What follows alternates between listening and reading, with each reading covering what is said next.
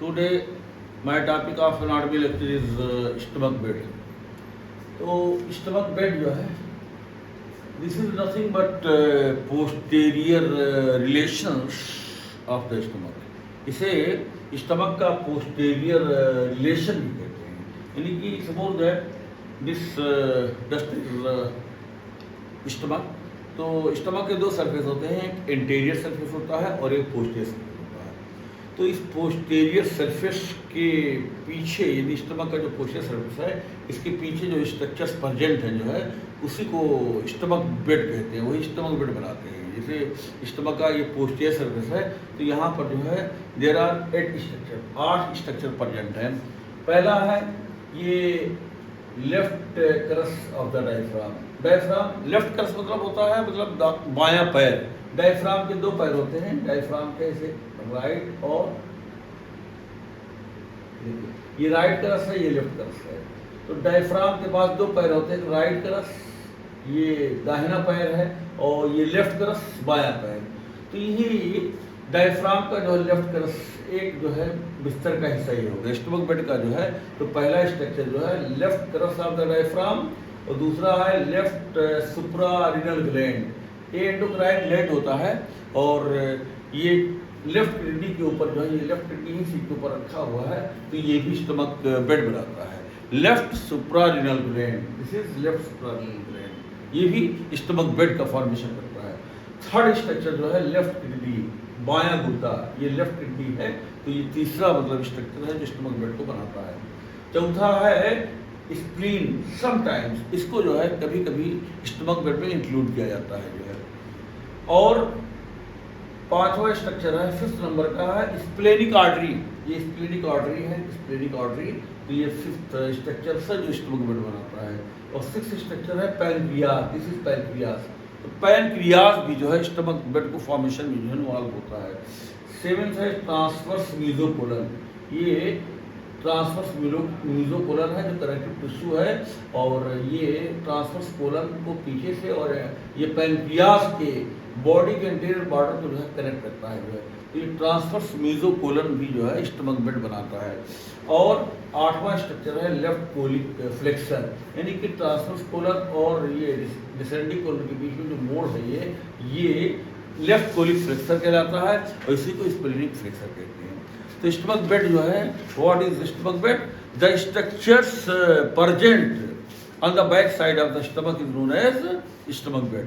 यानी स्टमक के पीछे जो भी एनाटॉमिकल स्ट्रक्चर प्रेजेंट है, मौजूद हैं जो है, वो स्टमक बेड कहलाते हैं.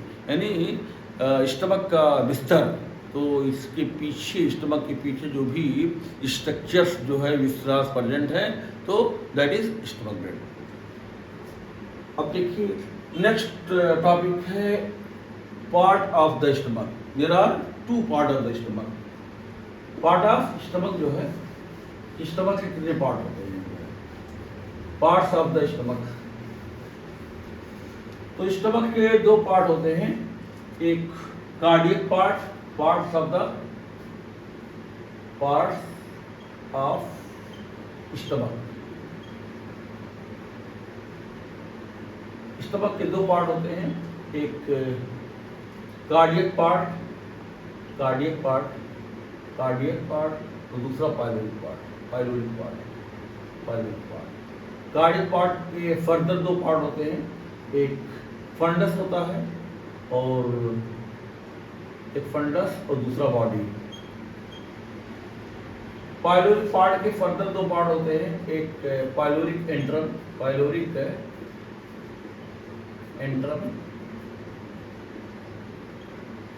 और एक पाइलोरिक कैनाल. दूसरा पाइलोरिक कैनाल.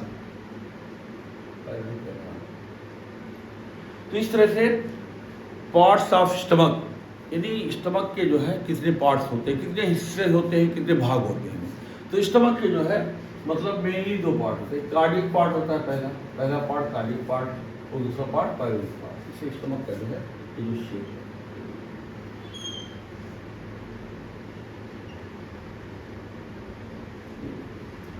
ये स्टमक के 2 पार्ट हैं. एक जो है ये कार्डियक पार्ट हो गया ऊपर वाला, दिस इज कार्डियक पार्ट और this is pyloric part.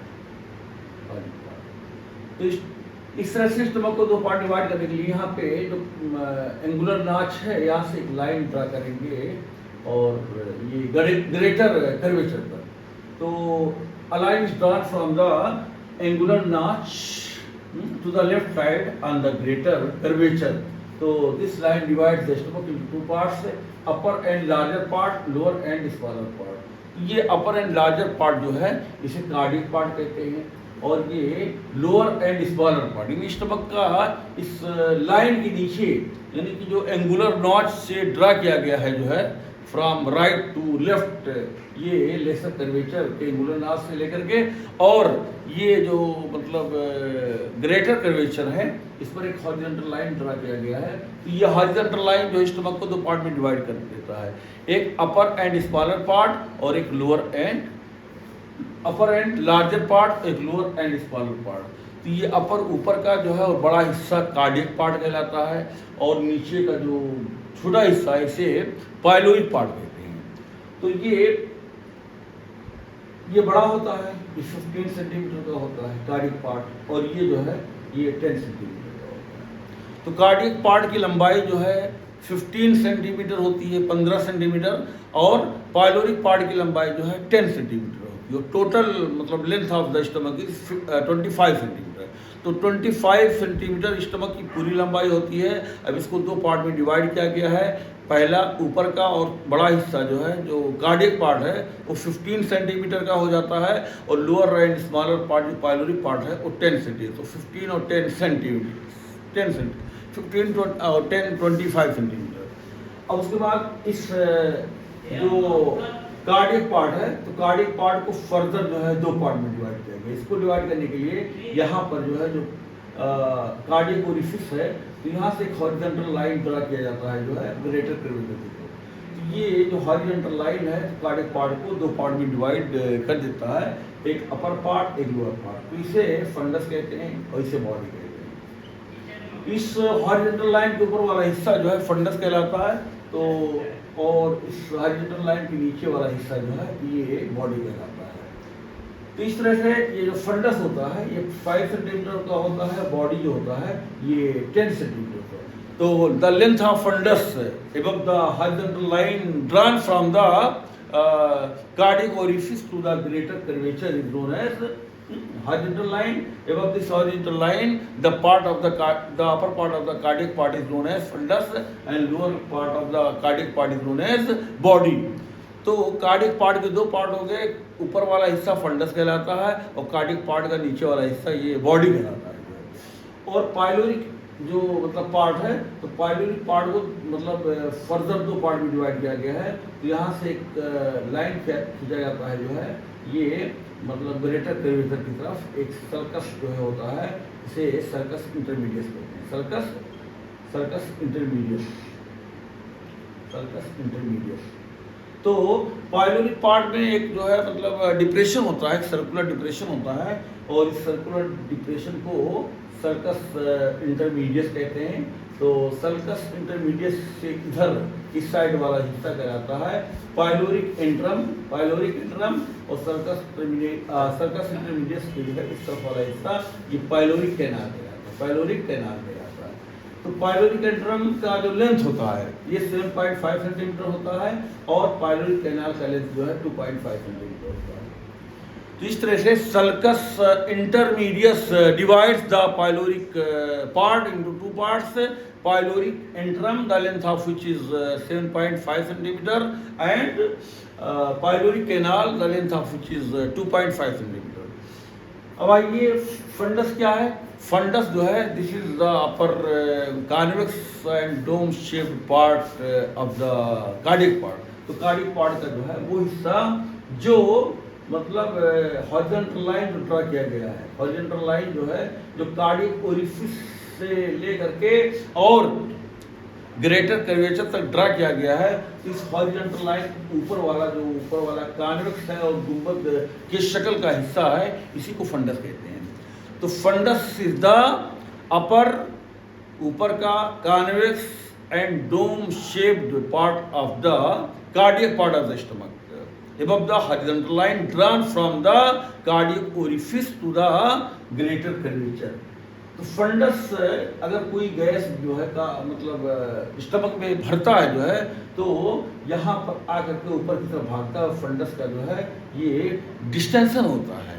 Funds जो है ये ऊपर की तरफ चला जाएगा, यानी लेफ्ट डोम पे इसका अगर रेडियोग्राफी किया जाए, एक्सरे करवाया जाए जो है, तो ये जो है मतलब फंडस लेफ्ट डोम के नीचे जो है ये मतलब बिल्कुल डिस्टेंशन रहेगा जो है। तो fundus is the upper convex and dome shaped part of the cardiac part of the stomach, or there is distension in the fundus in the upward direction below the left dome of the diaphragm। तो gas अगर भरेगा तो ये funds जो ऊपर की तरफ से डिस्टेंशन हो जाएगा और लेफ्ट डोम से कनेक्ट रहेगा, एक्सरे में दिखाई पड़ेगा। और इसका जो लेंथ होता है 5 सेंटीमीटर होता है। अब ये बॉडी, तो बॉडी जो होता है, body is the part between the fundus and pyloric antrum. तो बॉडी जो है स्टमक का सबसे चारों हिस्सों में सबसे लार्जेस्ट पार्ट होता है। इसकी लंबाई 10 सेंटीमीटर होती है और इसके जो है मतलब जो ग्लैंड होता है, यहाँ पर जो है जो गैस्ट्रिक ग्लैंड होता है जो है बॉडी के अंदर जो ग्लैंड होता है जो है, तो ये ग्लैंड फंडस का जो ग्लैंड होता है। तो बॉडी के मतलब म्यूकस मेम्ब्रेन पर जो ग्लैंड होता है और फंडस में जो ग्लैंड होता है, इसी को जो है मतलब कॉमनली गैस्ट्रिक ग्लैंड कहते हैं। तो the gland present in the fundus and body is known as gastric gland. ये कॉमन गैस्ट्रिक ग्लैंड होता है और इसमें जो है चारों मतलब 4 सेल होते हैं। There are 4 cell. तो 3 सेल जो है ये सिक्रेटरी सेल होते हैं और 1 सेल जो है नॉन सिक्रेटरी सेल होते हैं। तो ये ऊपर का जो है ये नेक म्यूकस सेल और उसके बाद चीफ सेल या इसी को पेप्टिक सेल भी कहते हैं और इसी को जाइमोजेनिक सेल और उसके बाद पैराइटल सेल या ऑक्सिंटिक सेल कहते हैं। तो ये सिक्रेटरी सेल्स होते हैं।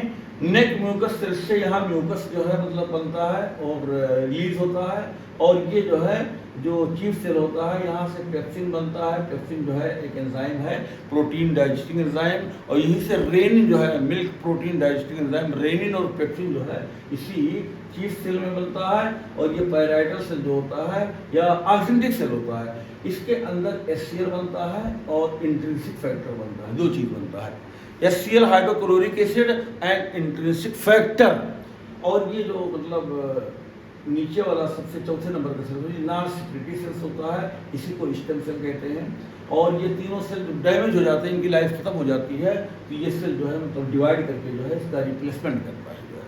तो इस तरह से जो है this fundus and body has gland which is known as gastric gland, and in this gastric gland there are 4 cells in which 3 cells are secretory यानी secretion करते हैं और गैस्ट्रिक जूस बनाते हैं। तो यही गैस्ट्रिक ग्लैंड का जो है ये तीनों सेल जो है इससे एंजाइम बनता है, इससे म्यूकस बनता है नेक म्यूकस सेल, और नेक म्यूकस सेल से म्यूकस बनता है। और यहाँ पे जो ये चीफ सेल होता है इससे पेप्सिन और रेनिन बनता है, प्रोटीन डाइजेस्टिंग एंजाइम बनता है और HCl बनता है और ये इंट्रिंसिक फैक्टर। इस तरह से ये गैस्ट्रिक जूस में प्रेजेंट होता है। इस वजह से स्टमक का ये फंक्शन है कि मतलब स्टमक जो है ये फूड का रिजर्वायर होता है, फूड को रिजर्वायर और मिक्सर ऑफ द फूड होता है। तो reservoir of food and mixer of food जो है, तो ये स्टमक का पहला काम हो गया कि फूड को जो है स्टोर करके और उसको मिक्सर गैस्ट्रिक जूस के साथ मिलाता है जो है। और उसके बाद क्योंकि एंजाइम होता है protein digesting enzyme, milk protein digesting, rennin भी होता है, पेप्सिन होता है। तो ये एंजाइम जो डाइजेस्टिव एंजाइम होता है गैस्ट्रिक जूस में, तो स्टमक जो है प्रोटीन को डाइजेस्ट भी करता है। चाहे मिल्क प्रोटीन होता है, जो बच्चे दूध पीते हैं तो रेनिन जो है मतलब उस मिल्क प्रोटीन यानी केसिन को जो है डाइजेस्ट करता है जो है। और ये जो HCl होता है, तो HCl जो है ये मतलब अगर कोई फूड लिक्विड फूड हो या सॉलिड फूड हो, यहाँ पर अगर आ गया है उसमें कोई बैक्टीरिया हो, कोई वायरस हो है, तो उसको जो है मतलब मार देता है। मतलब ये बैक्टीरियासाइडल होता है, ये बैक्टीरियासाइडल होता है, यानी फूड को स्टराइल कर देता है स्टमक में जो है, यानी वो इन्फेक्शन अगर कोई बैक्टीरिया आ गया है फूड में, लिक्विड फूड हो या मतलब सॉलिड फूड हो, तो ये HCl जो है उसको किल कर देता है, बैक्टीरियासाइडल होता है। एक तरह से एंटीबायोटिक का काम करता है, एंटीसेप्टिक का काम करता है कि फूड को जो है बैक्टीरिया फ्री कर देता है, ताकि कोई भी मतलब डिजीज ना, मतलब बैक्टीरियल डिजीज ना पैदा हो जाए। और ये जो म्यूकस होता है यहाँ पे, नेक म्यूकस सेल से म्यूकस बनता है, थिन म्यूकस, तो वो म्यूकस जो है ये फूड को लुब्रिकेट कर देता है, फूड को साफ कर देता है जो है। और इस स्टमक के दीवार में जो है मतलब जो मस्कुलर लेयर होता है, तो उसके अंदर जो मूवमेंट होता है, पेरिस्टाल्टिक मूवमेंट, जैसे कोई कीड़ा होता है जो है तो चलता है, मूवमेंट करता है, तो पेरिस्टाल्टिक मूवमेंट जो है, तो इससे क्या होता है कि फूड जो है सॉफ्ट हो जाता है, मुलायम हो जाता है और उस मिक्स हो जाता है गैस्ट्रिक जूस के साथ जो है। स्टमक का एक काम है। और इसका एक काम ये भी है कि ये जो है कुछ जैसे वाटर है तो उसका अब्जॉर्प्शन, पानी आदमी जब पीता है तो वाटर का कुछ हिस्सा जो है स्टमक में अब्जॉर्ब हो जाता है। अल्कोहल का भी अब्जॉर्प्शन करता है, कुछ ड्रग्स हैं जिनका अब्जॉर्प्शन करता है जो है। साल्ट, नमक का भी अब्जॉर्प्शन करता है, तो absorption of the salt, water और सम ड्रग्स एंड अल्कोहल ये अब्जॉर्ब करता है। और ये जो इंट्रिंसिक फैक्टर होता है, इंट्रिंसिक फैक्टर, तो ये इंट्रिंसिक फैक्टर जो है मतलब स्टमक का यहाँ पैराइटिस सेल में जो है मतलब पैदा होता है जो है, तो इंट्रिंसिक फैक्टर क्या कहता है कि विटामिन B12 जो स्टमक में आता है, तो इस विटामिन B12 को ये एक्सटेंसिक फैक्टर, एक्सटेंसिक माने बाहर का मतलब चीज़ है। Extrinsic factor vitamin B12 is known as extrinsic factor, and ये इंट्रिंसिक फैक्टर है। तो ये क्या करता है, इंट्रिंसिक फैक्टर स्टमक के पैराइटस सेल में जो बना है, तो ये एक्सटेंसिक फैक्टर को अपने साथ लेकर के और इलियम में ले जा करके जो है स्मॉल इंटेस्टाइन का जो थर्ड पार्ट होता है वहाँ पर ले जा करके अब्जॉर्ब करवा देता है, मतलब विटामिन B12 को। और विटामिन B12 जो है ये हीमोपोएटिक मतलब विटामिन है, यानी कि रेड बोन मैरो में जा करके जो है और RBC का जो है सिंथेसिस करवाता है, वहाँ पर मतलब रेड ब्लड सेल का फॉर्मेशन करवाता है जो है। और अगर विटामिन B12 की कमी हो जाए जो है तो परनीशियस एनीमिया हो जाता है, परनीशियस एनीमिया हो जाता है। इस तरह से स्टमक का एक रोल ये भी है कि RBC का फॉर्मेशन करवाता है। और वहाँ पर माइलिन शीथ जो मतलब नर्वस सिस्टम होता है, जो नर्व फाइबर होते हैं, तो श्वान सेल पर जा करके वहाँ पर माइलिन शीथ का फॉर्मेशन करवाता है। और अगर ये कमी हो जाए तो माइलिन शीथ नहीं बन पाता है जो है, और नर्वस सिस्टम कमज़ोर हो जाता है जो है। तो इस तरह से ये जो मतलब एनीमिया पैदा होता है उसको मतलब परनीशियस एनीमिया कहते हैं। तो इस तरह से there are 4 part of the stomach, एक फंडस हो गया, बॉडी हो गया, और पाइलोरिक एंट्रम हो गया, और पाइलोरिक एनाल। तो पाइलोरिक एंट्रम जो है ये पाइलोरिक पार्ट का जो है पहला हिस्सा है जो है, और इसकी लंबाई जो है 7.5 सेंटीमीटर होती है। और यहाँ पर जो पाइलोरिक ग्लैंड होता है इसमें जो मतलब सबसे this is richest to the mucous cell. तो इस पाइलोरिक ग्लैंड में जो है म्यूकस सेल, जो नेक म्यूकस सेल होता है, ये सबसे ज़्यादा होता है। This is pyloric canal. तो पाइलोरिक कैनाल जो है this is the last part of the stomach, and this is tubular and narrower part of the stomach. ये नली के शक्ल का होता है, ये ट्यूबुलर होता भी है और नैरोअर होता है, सबसे सकरा हिस्सा यही होता है pyloric canal. The length of this pyloric canal is 2.5 centimetre. अब देखिए यहाँ पर पाइलोरिक कैनाल है, एक गैस्ट्रिक कैनाल होता है। तो गैस्ट्रिक कैनाल जो है दिस इज गैस्ट्रिक कैनाल। तो गैस्ट्रिक कैनाल क्या होता है, ये तो गैस्ट्रिक कैनाल जो है ये जो स्टमक का जो है मतलब ल्यूमेन होता है, गैस्ट्रिक ल्यूमेन होता है। इस गैस्ट्रिक ल्यूमेन का वो हिस्सा जो the part of the gastric lumen, यानी स्टमक के अंदर जो स्पेस है उसका वो हिस्सा which is along the lesser curvature. Lesser curvature जो है, लेसर कर्वेचर के एलांग में ये वाला हिस्सा गैस्ट्रिक कैनाल, गैस्ट्रिक कैनाल कहलाता है, गैस्ट्रिक कैनाल। तो तो गैस्ट्रिक कैनाल क्या है कि गैस्ट्रिक ल्यूमेन का वो हिस्सा जो कि लेसर कर्वेचर के एलांग रहता है, इसी को गैस्ट्रिक कैनाल कहते हैं। और इसी को जो है मैगन स्ट्रेस भी कहते हैं। मैगन स्ट्रेस। तो मैगन स्ट्रेस या गैस्ट्रिक कैनाल क्या चीज है? ये गैस्ट्रिक ल्यूमेन का वो हिस्सा जो कि लेसर कर्वेचर के एलान में होता है, और जो लिक्विड फूड आता है तो बहुत स्पीड के साथ जो है आता है, और यहाँ पर स्टमक के लोअर पार्ट पे मतलब पहुंचकर फिर जाके पूरे स्टमक में स्प्रेड करता है। यहाँ आकर के फिर लिक्विड पार्ट जो है पूरे स्टमक में फैल जाता है। और इसी म्यूकस जो स्टमक का ल्यूमेन होता है, इनर मोस्ट लेयर होता है, यहाँ पे लॉन्गिट्यूडनल फोल्ड जो है म्यूकस मेम्ब्रेन का होता है। ये लॉन्गिट्यूडनल फोल्ड होता है। इसी longitudinal fold of mucous membrane of the stomach is known as gastric rugae. Gastric rugae कहलाता है। Gastric rugae.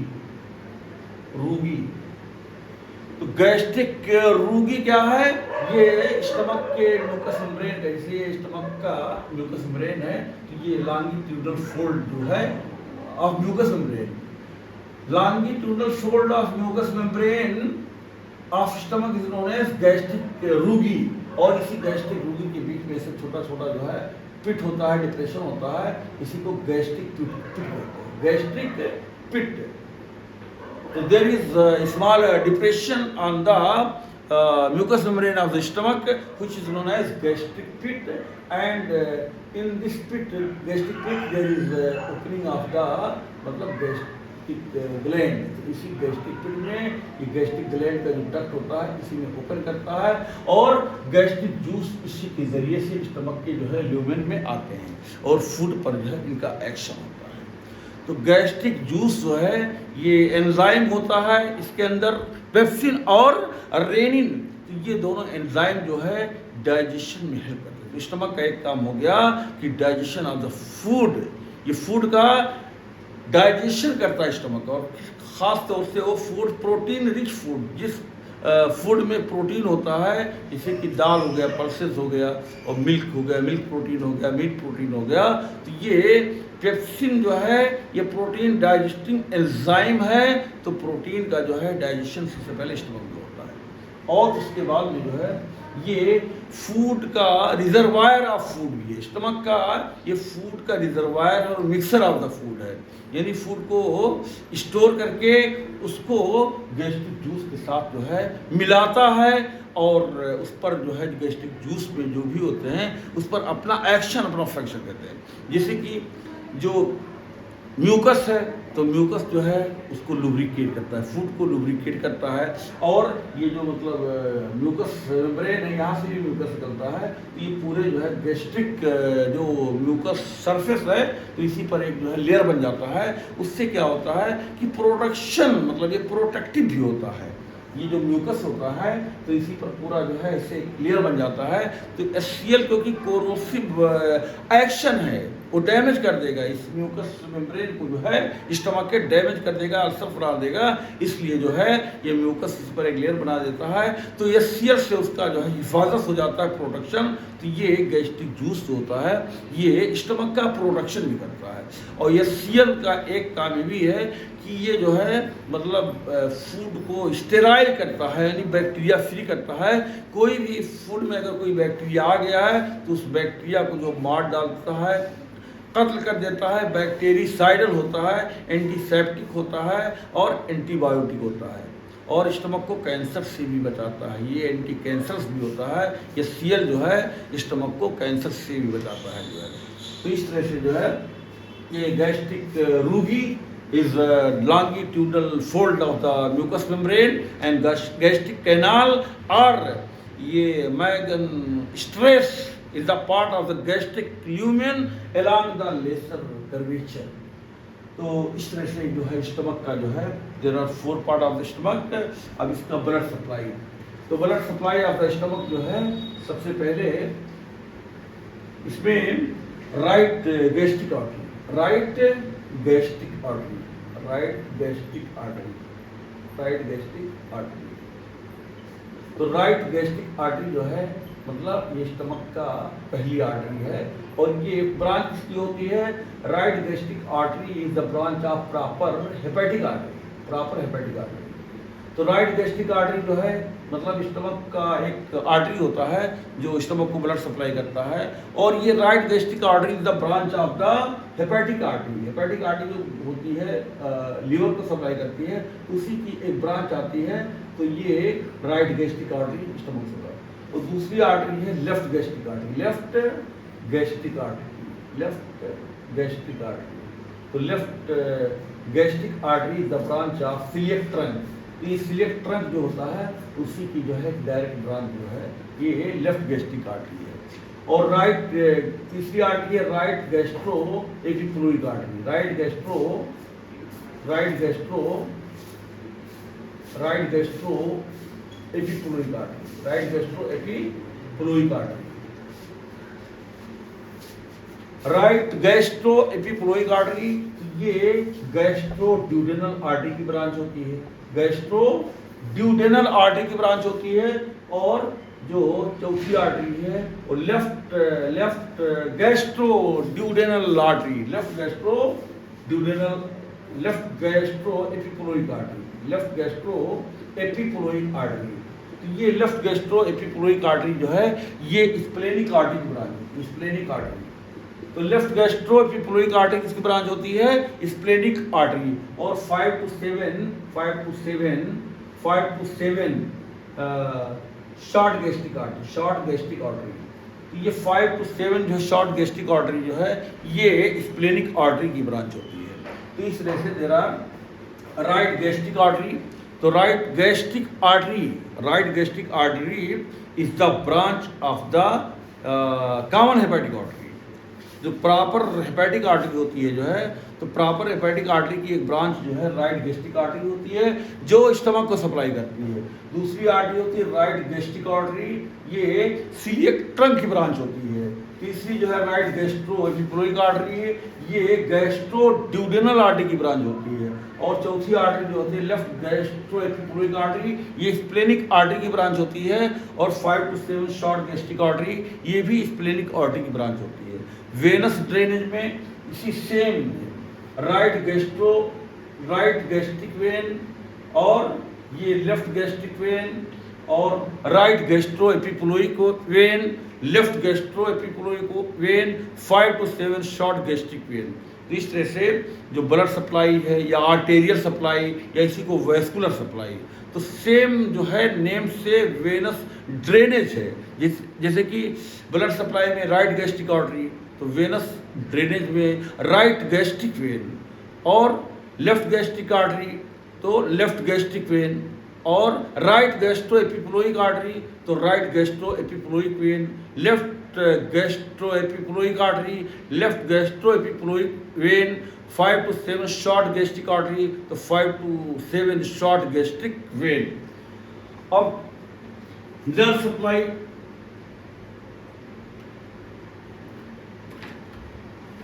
तो नर्व सप्लाई में जो है ये एक सिंपैथेटिक नर्व होता है और एक पैरासिम्पैथेटिक नर्व होता है। तो nerve supply of the stomach जो है इसमें एक sympathetic nerve supply of stomach, तो सिंपैथेटिक नर्व और पैरासिम्पैथेटिक नर्व। तो सिंपैथेटिक नर्व में T6, T7, T8, T9, T10, ये जो है सिंपैथेटिक नर्व है। और पैरासिम्पैथेटिक में जो है वैगस नर्व, वैगस नर्व।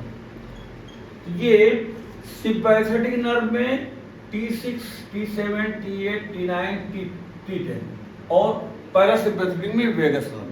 तो स्टमक को जो है ये दो नर्व सप्लाई होती है, एक सिंपैथेटिक और एक पैरासिम्पैथेटिक। तो सिंपैथेटिक नर्व का स्टिमुलेशन अगर होगा